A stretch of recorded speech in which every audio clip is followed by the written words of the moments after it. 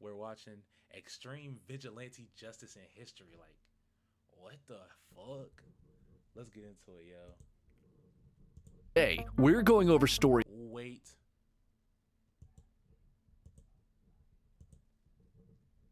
of people who Fuck. Today, we're going over stories of people who went to extreme lengths to take justice.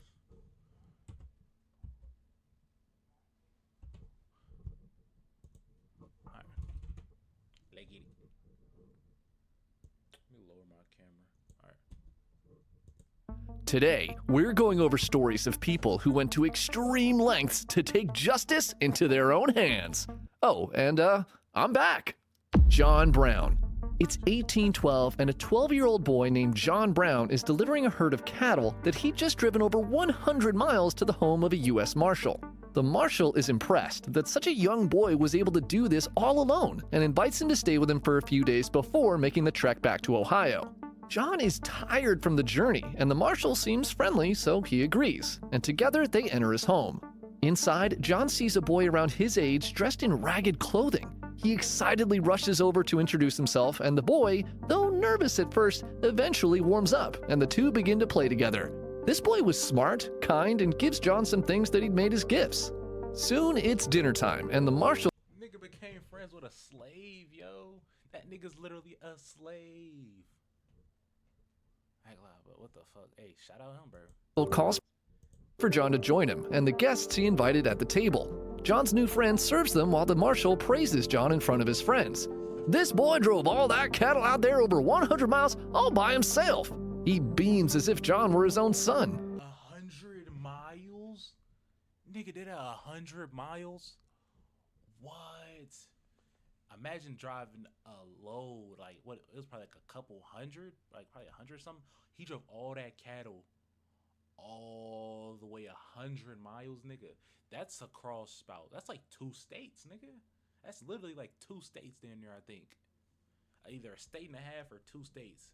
That's crazy. The dinner is wonderful, filled with laughter, and eventually the guests leave to head home. John is smiling, full and content. But as the Marshal closes the door behind the last of his guests, a dark scowl emerges on his face. He turns to John's friend, the boy, and he begins berating him for the mistakes he had made during dinner service. The boy is terrified as the Marshal walks to the fireplace and grabs an iron shovel. Oh, he trimmed it. Weave. Hey, I'm killing that nigga. I ain't gonna lie, I'm Without hesitation, the Marshal turns and begins viciously beating the boy with it. John watches helplessly as his friend my God. is hit over and over again. The sound of the shovel ringing out against his skull Yo, it's not funny, but damn, that was a bank. Nigga, what? echoes in the room, and he can smell the boy's blood as it begins to pour from a wound on his head. In that moment, the cruelty of the world his parents had warned him about becomes crystal clear. The Browns were Calvinists, and they had told John that slavery was an abomination against God. Though he'd heard those words countless times, this night was the first time he had seen its horrors with his own 2 eyes. At that moment, John Brown silently decides there is no greater evil in the world than slavery, and that he'll wage an eternal war to end it. The 1800s in Shout out John Brown, word. Niggas, I'm a story to my power to stop this shit. America Yeah. were a very uneasy period, to say the least. Tensions between the northern free states and southern slave states were rapidly escalating, Nigga, is that Harriet Tubman? and his father, an abolitionist, had begun helping escaped southern slaves by sheltering them as they made their way through the Underground Railroad.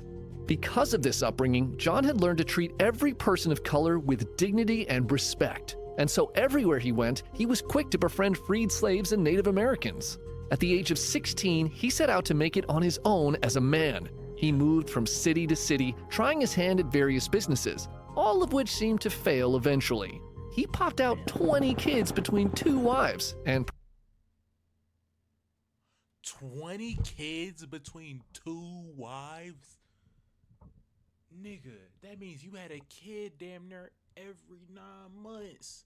Nigga, 20 kids? Nigga, you had 20 kids out of 2 wives? That's crazy. Perhaps most importantly to him, he did whatever he could to help slaves escape to a better life in the North. In Yo, this nigga done created an army. nigga got 20 kids. Yo, this nigga worse than Tyreek Hill, Nick Cannon. 1829, Brown was operating a secret safe house for the Underground Railroad in Pennsylvania. One day, some neighboring white families came over and asked for his help in driving out some Native Americans from their lands. Disgusted by the request, he answered back, "I would sooner take up my gun and help drive you out of the country." Thug shit. But as much as John Brown hated racism, half of the country felt exactly the opposite way. Slaves were essential to the economy in the South, and with the 3/5 Compromise of 1787, which classified slaves as 3/5 of a person, Southern states quickly gained disproportionate political power in Congress. This led to the passing of the Fugitive Slave Act in 1850, which required Northerners to capture and return escaped slaves to their owners. Upon hearing the news, John Brown could not believe a law so heinous was passed, and for the first time in his life, he questioned if the pacifist views held by his fellow abolitionists would be enough to bring the changes required to right the wrongs being done in this country. In response, he forms a group called the League of Gileadites, an armed group who defended escaped slaves from slave catchers. They are successful, but as hard as he tries, Brown can see that the future of the country is growing increasingly grim. In 1854, Congress passes the Kansas-Nebraska Act, which left the decision on whether those territories join the Union as a free state or a slave state up to a popular vote. Immediately, pro- and anti-slavery settlers rushed to Kansas to try to sway the voting in their favor, and amongst the anti-slavery settlers were 5 of John Brown's sons. More pro- Yo, this nigga was running shit. Yo, this nigga had a whole army of his sons running shit down for him. That's such thug shit, yo. He's such a thug, bro. I fuck with it. That nigga was really thugging shit back. Slavery settlers pour in from Missouri and begin terrorizing anti-slavery settlements, and Brown's sons write to him asking him to come to Kansas to help the cause. Initially, he refuses, but by October of 1855, John cannot turn a blind eye to the possibility of another slave state joining the Union, and so he loads up a wagon of rifles, pistols, and swords and heads west to help his sons. Yo, nigga said, I got guns, food, whatever y'all need, nigga. I'm running, I got you, my son. Kansas was primed as a political powder keg ready to explode, and though he did not know it at the time, John Brown would be the one to light the match. On May 21st of 1856, a pro-slavery group sacked the anti-slavery city of Lawrence, Kansas, and the following day, pro-slavery Representative Preston Brooks savagely beat Senator Charles Sumner with a cane on the Senate floor after he'd given an anti-slavery speech. The 1-2 combo of the sacking of Lawrence and the caning of Sumner breaks something inside of the 55-year-old John Brown. His whole life, he had hoped the South would eventually see that slavery was morally wrong. But now he realizes this was nothing but a fool's dream. The so-called abolitionists in the North were all cowards. They do nothing but talk. Slavery must end by any means necessary. If no one else will do it, then he will deliver God's judgment himself. Nah, that's dumb. She said, ain't nobody do it, I'll do it. But you know, even after Abraham Lincoln, he had freed the slaves, it was still, people was still on this. People in the South still had slaves. Even though I think it was some of the North, even though they had released most slaves, niggas in the South still had slaves. They had slaves until, I'm not sure when, but they still had them though. Even though Abraham did that, it's like niggas and guns. Niggas gonna have guns. Them motherfuckers like, hey nigga, I'm gonna have slaves. What that nigga Abraham gonna tell me I can't? Shit was weird. And so, on the night of May 24th, 1856, John brings a group made up of his sons and fellow abolitionists to the home of pro-slavery settler James P. Doyle and demands that he and his sons come out. Doyle and 2 of his adult children nervously comply, and they are led 100 yards into the darkness. The group of men walk silently in the light of the moon until Brown's 2 sons turn towards the Doyles and draw broadswords. Cold and emotionless, they raise their weapons and begin hacking their hostages to pieces. Screams filled. Yo, This nigga John Brown done really made a gang of sons. He said, I'm a build. I know exactly how to have loyal followers. I'm gonna breed 20 kids, nigga. What? What? The night air as John Brown draws his pistol and fires a round point blank into James Doyle's forehead, finishing him off. The Brown party traveled to 2 more houses that night and executed 2 more pro-slavery settlers. John Brown was now a murderer, and this event, known as the Potawatomi Massacre, kicked off a state-level civil war that would be called Bleeding Kansas. John Brown quickly becomes public enemy number 1 amongst the pro-slavery settlers in the territory, and warrants are put out for his capture, dead or alive. But Brown does not back down, and he leads his anti-slavery militia in multiple battles across Kansas against pro-slavery forces, becoming a highly polarizing national figure. By the end of the year, the anti-slavery settlers in Kansas seemed to have turned the tide, and it was looking like Kansas would eventually join the Union as a free state. Leading Kansas had not been easy for John as he lost one of his sons in the violence, and with the increasing bounties being put on his head, he decides to leave the area as a wanted man.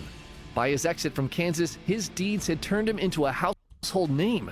Yo, this nigga really liberated Kansas, yo. That's crazy. This nigga and his sons liberated a whole state. Territory. Many in the North called him a hero fighting for justice, while in the South, he was branded as a deranged lunatic.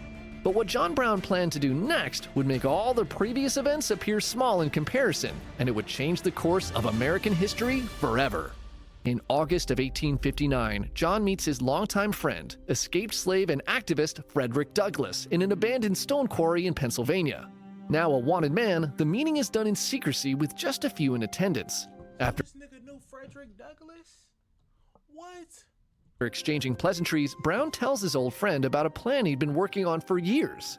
Inspired by the story of Moses, who led the slaves out of Egypt in the Bible, and the tales of Spartacus, a slave who had led a slave rebellion against the mighty Roman Empire, Brown believed deep in his heart that the slaves in the United States, if provided the opportunity and proper means, would rise up against their oppressors and take their freedom for themselves. Douglas cannot believe what he's hearing as Brown continues to share his plan to raid the federal armory at Harper's Ferry, Virginia, and incite an insurrection of slaves against their owners. Douglas desperately before the story ends, you can tell that shit did not happen. pleads with his friend not to do this. Attacking a federal building would be a suicide mission. But Brown pushes back, saying that he's now realized his purpose. He is an instrument of God, and this act would serve as notice to all slaves in America. See, once a nigga start talking like that, they done lost their mind. Well, if a nigga say, I'm an instrument of God, I know what I'm here for. I'm an instrument of God. Nigga, how do I tell you you are not an instrument for God, nigga? Nigga, God not gonna be like, yo, I choose you. You. Nigga, no, that's your headcanon, nigga. God not gonna choose you, nigga. This is how your journey done came.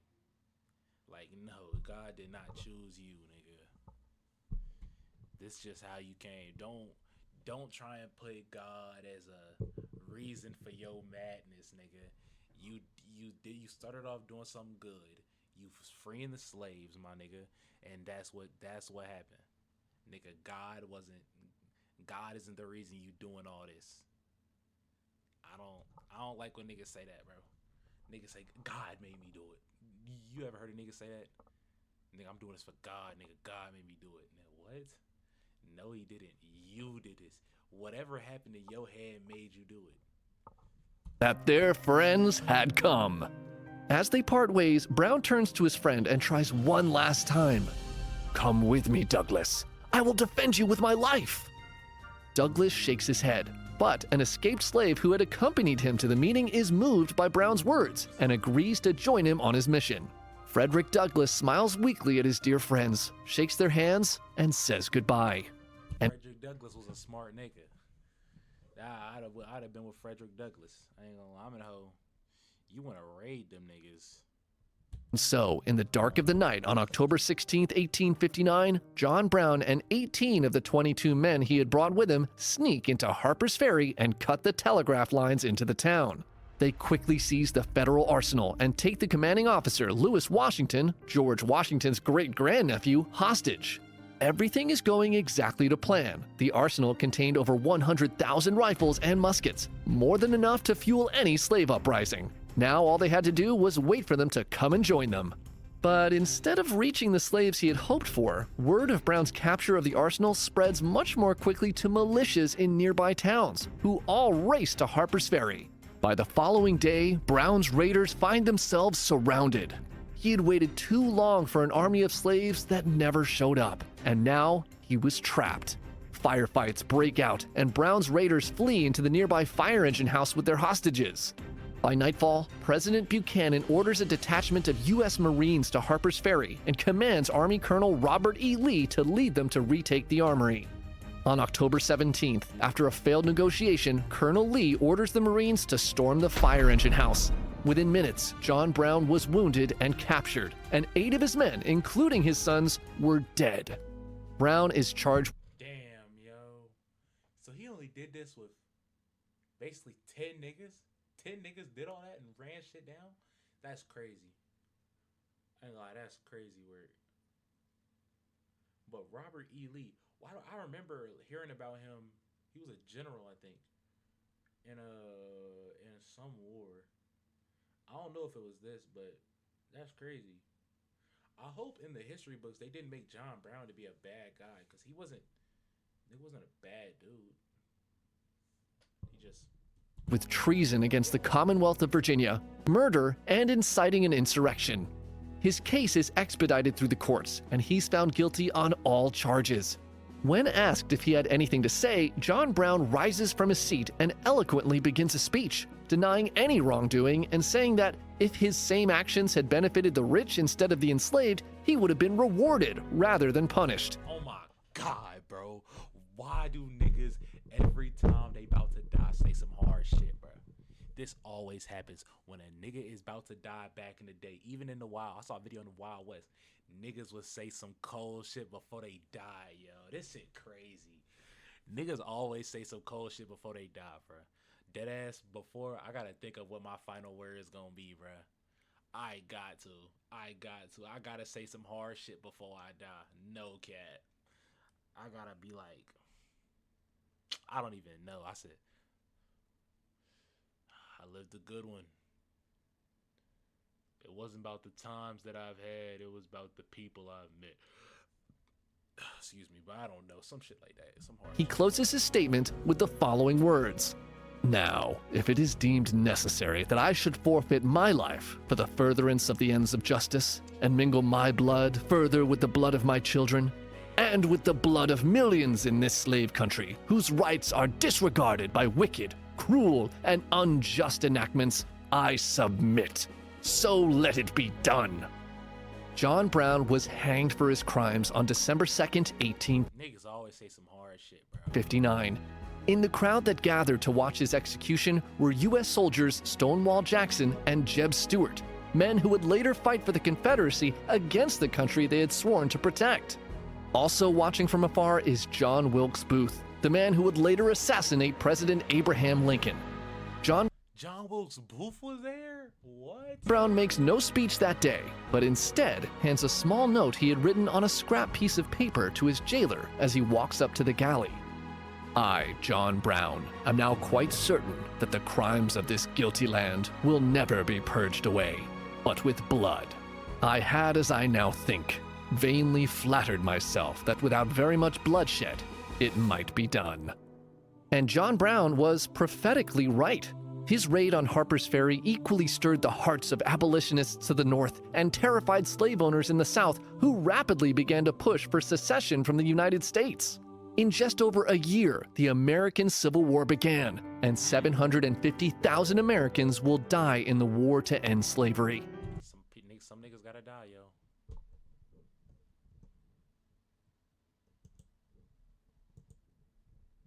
As they marched throughout the country, Union soldiers began singing a song they called John Brown's Body as a rallying call. What began as a joke with crude lyrics evolved into a song detailing the life of a man who had given everything he had to end what he considered the greatest sin of his nation. This song was eventually rewritten into the Battle Hymn of the Republic, or as it is more commonly known, Glory, Glory, Hallelujah.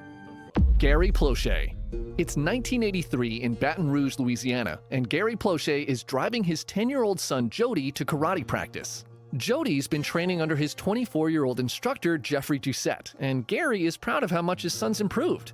But at the same time, Gary feels bad for the guy. See, Jeff seems like a good guy, but he's struggling financially, so much so that it's pretty obvious he's been living at his karate dojo. So, wanting to help him out, Gary starts inviting Jeff over for dinner. Imagine, nigga, you take your kid to a motherfucking martial arts fucking studio, and then nigga, you just look in the corner like, nigga, is that nigga living here? Is he living here, yo?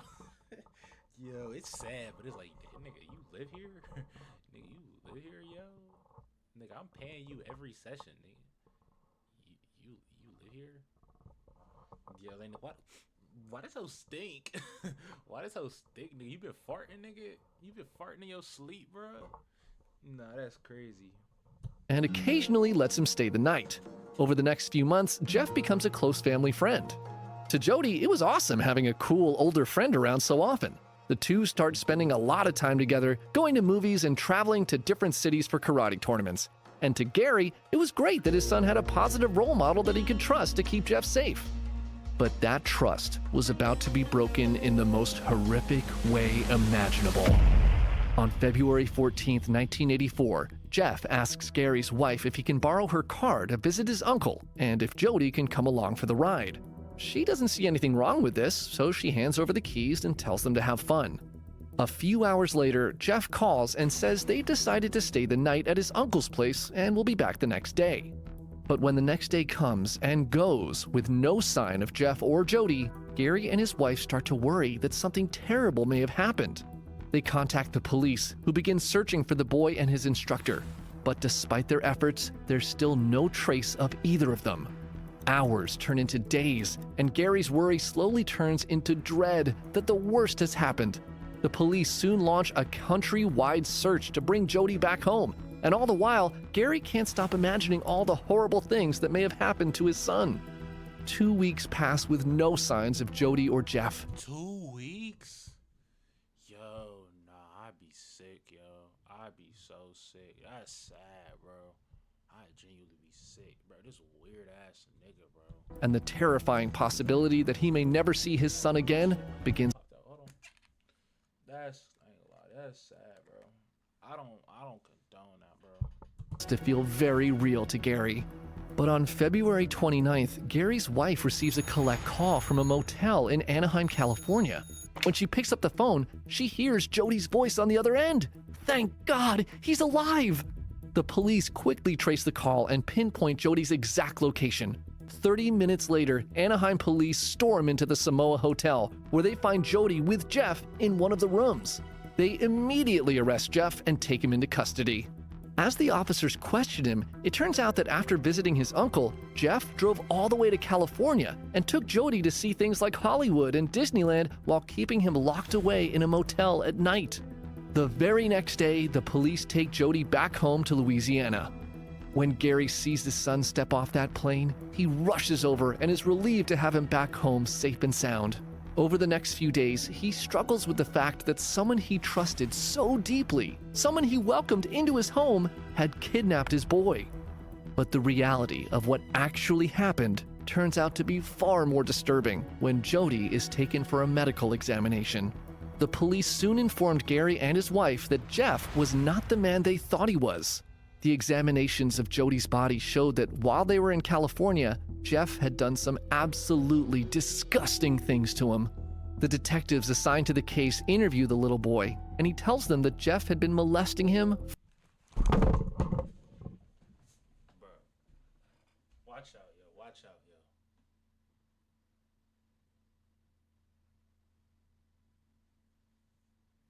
Nigga going away, nigga. Watch out, yo.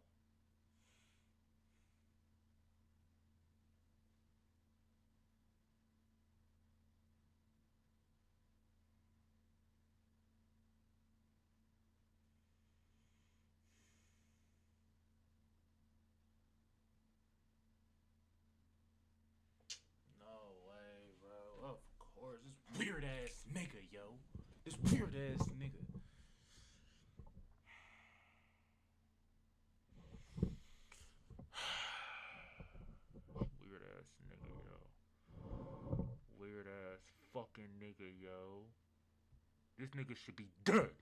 Nigga should be dead. Sentence him to death.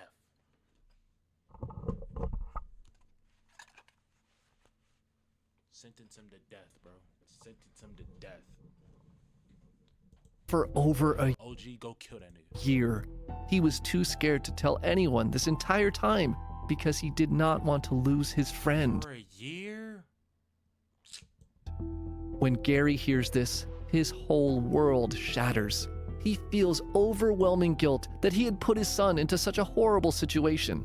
But soon, this guilt turns to rage, and something inside God, I'd kill that nigga. Oh, God, I'd kill that nigga.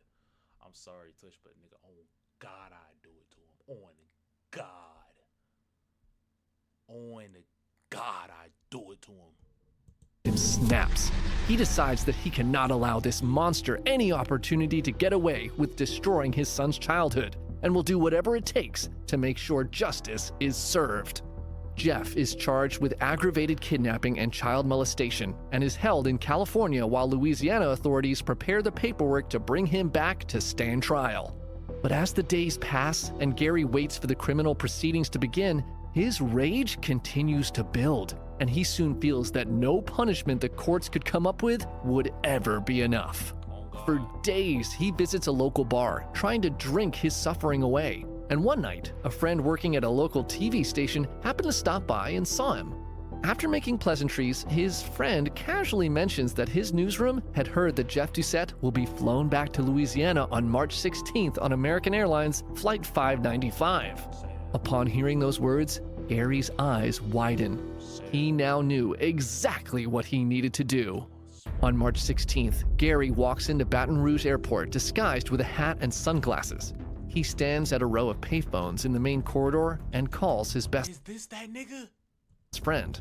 As news crews arrive to film the return of Jeffrey Doucette, Gary keeps his head turned away from the cameras.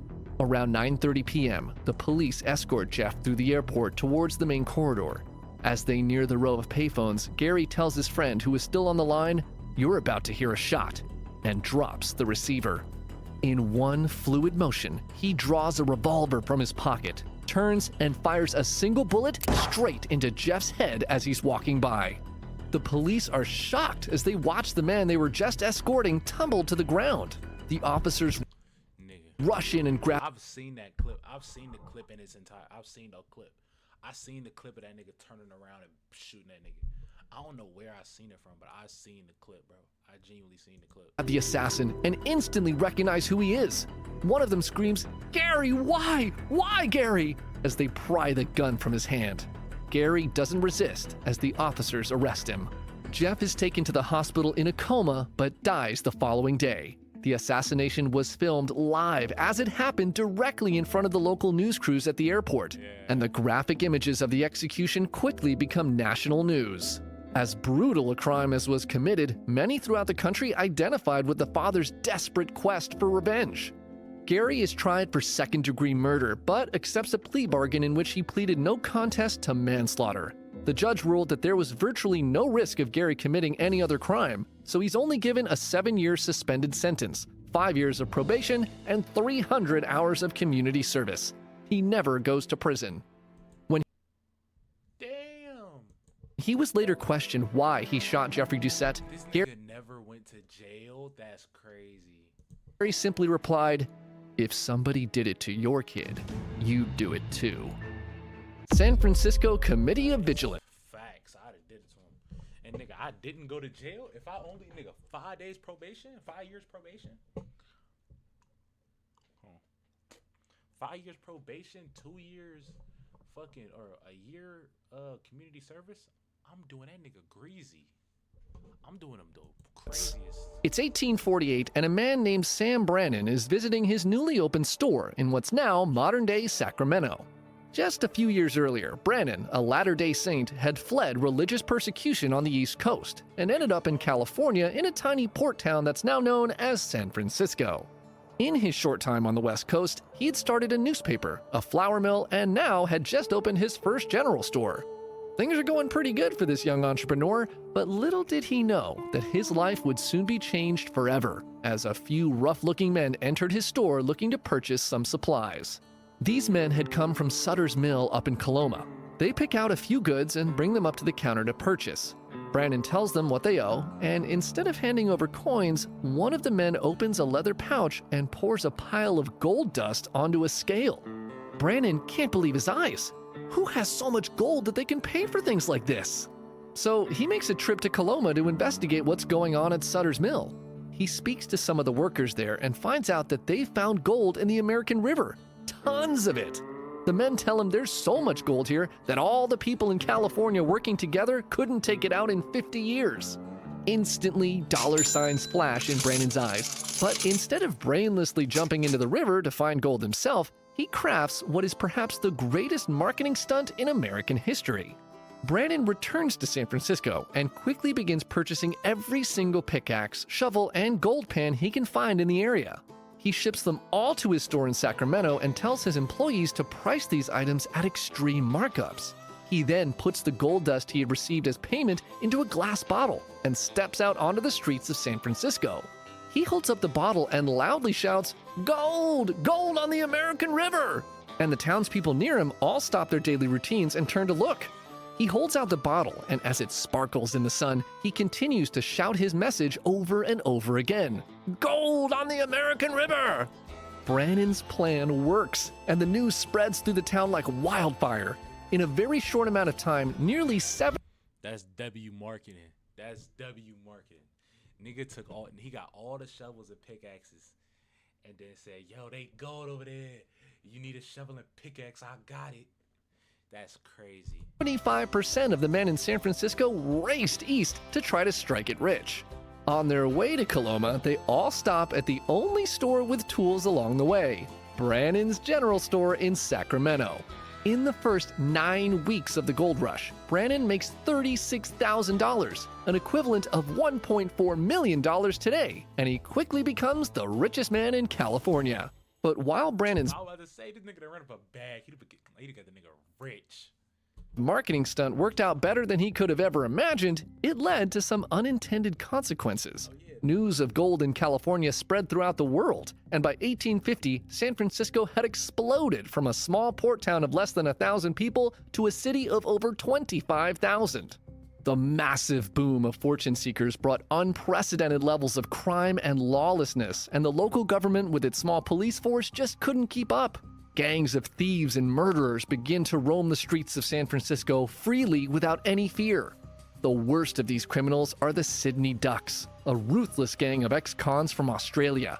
They set fires to buildings to distract the police while they loot businesses, and anyone caught in their way often ended up dead. On the rare occasions the police managed to catch them, they just bribe corrupt officials and walk out of jail scot-free. On managed murderers begin to roam the streets of San Francisco, just couldn't get levels of 5,000 gold in California spread throughout the world, and by 1850, San Francisco had exploded from a small port town of less than 1,000 people to a city of over 25,000. The massive boom of fortune seekers brought unprecedented levels of crime and lawlessness, and the local government with its small police force just couldn't keep up. Gangs of thieves and murderers begin to roam the streets of San Francisco. San Francisco became thug nation. Niggas went crazy. If it was me, I'd have been like, "Yo, if y'all need something, go ahead pay." Then nigga, after about another year of that, nigga, I'm gone. I'm chilling off that for the rest of my life. Freely without any fear. The worst of these criminals are the Sydney Ducks, a ruthless gang of ex-cons from Australia. They set fires to buildings to distract the police while they loot businesses, and anyone caught in their way often ended up dead. On the rare occasions the police managed to catch them, they just bribe corrupt officials and walk out of jail scot-free. On May 4th, 1851, a fire set by the Sydney Ducks burned down around 2,000 buildings, which was more than half the entire city and caused over $10 million in damages. Brandon watched that fire rip through the city, and he decides that enough is enough. On June 9th, 1851, he brings together a group of well-known citizens and businessmen.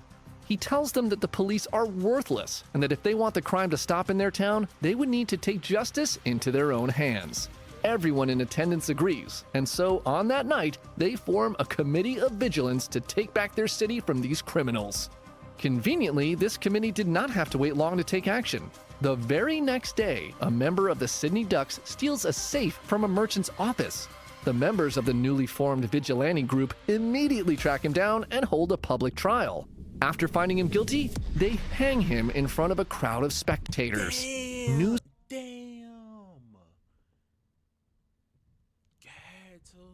of the trial and hanging quickly spreads through the city. Business owners who've had their shops looted and families who've lost loved ones to gang violence all realize they now have a way to fight back. And within weeks, the committee grows to over 700 members strong. Damn! These niggas ran their numbers up. Over the next 3 months, the committee hunts down every known criminal in San Francisco. They execute a total of 4 men and deport dozens more out of the city. The committee's extreme actions prove effective, and by September 1851, crime has dropped so dramatically in San Francisco that for the first time in years, people begin to walk the streets without fear. The committee members look around and decide their work is done, so they officially disband and hand back control to the local government. But by 1855, San Francisco is worse than it's ever been. But this time, the criminals have gone from the streets to wearing fancy suits. Almost every major position of power in the city is held by corrupt elites who use their influence to protect the criminal activity of their friends. Violent crime rates skyrocket throughout, and more than 480 people are murdered within the span of a year. The police do nothing.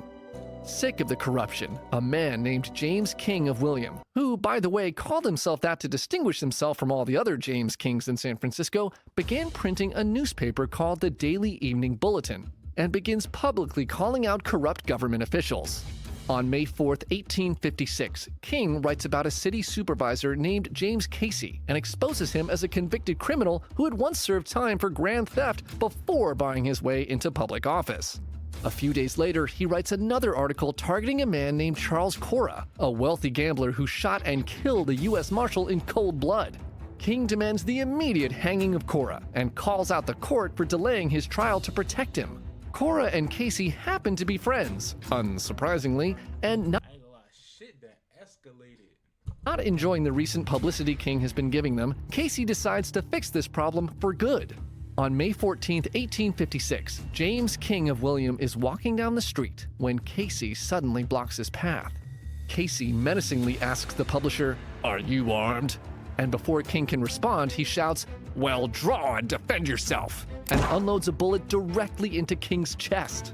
King collapses onto the pavement and blood begins soaking through his clothes. Some bystanders rush him into a nearby office where doctors immediately start fighting to keep him alive. Casey is arrested and taken to jail. As word spreads of the shooting, over 10,000 people gather in the streets outside of the building that King had been taken to, and murmurs begin to sweep through the crowd of a need for a second committee of vigilance. James King dies from his wound on May 20th, and just 2 days later, shortly after his funeral service, 3,500 armed vigilantes drag James Casey and Charles Cora out of jail and hang them in front of the entire city. The Committee of Vigilance was back, and this time it was bigger than ever. Over the next few weeks, the committee stormed through every government building in the city, searching for evidence of corruption. The vigilantes find a number of rigged ballot boxes, which they displayed publicly as proof of election meddling they had suspected for years. They then not so subtly convince elected officials to resign from office. In an altercation with a California They really said shit straight, though. They really said shit straight. State Supreme Court justice, a vigilante is stabbed in the neck, and the committee takes the justice prisoner. This causes the federal government to call on a banker by the name of William Tecumseh Sherman to lead the local militia to stop the committee and their insurrection. But Sherman soon found out that most of the local militia wanted to fight for the Committee of Vigilance, not him. And so he quickly resigned. Damn! He said, "Nigga, we really don't want to rock with you. I want to rock with them. I'm trying to rock with the committee, yo. Fuck the militia." Citing the whole fight as a lost cause. The committee's membership rapidly swelled, and within the span of a few months, they had hanged 4 men, deported Damn! Supported dozens more and had essentially taken over the corrupt local government, installing their own political party, which they called the People's Party. Oh, that's what that was. On August 11, 1856, having cleaned up the city once again, the committee voted to disband for good. As a final act, 8,000 armed vigilantes dressed in uniform then paraded through the streets. What started with about 8 people, 6 to 8 people, went to 700, and then ended at 8,000. That's crazy. Of San Francisco with cannons and floats as a grand farewell. The committee's People's Party continued to manage the city until 1867. Oh, and if you're wondering what happened to Sam Brannan, the first millionaire of California who started the gold rush, he was excommunicated by the Mormon Church for his participation in the first committee, and later his wife divorced him and left him penniless. Bro could have really used a prenup. Hey, just want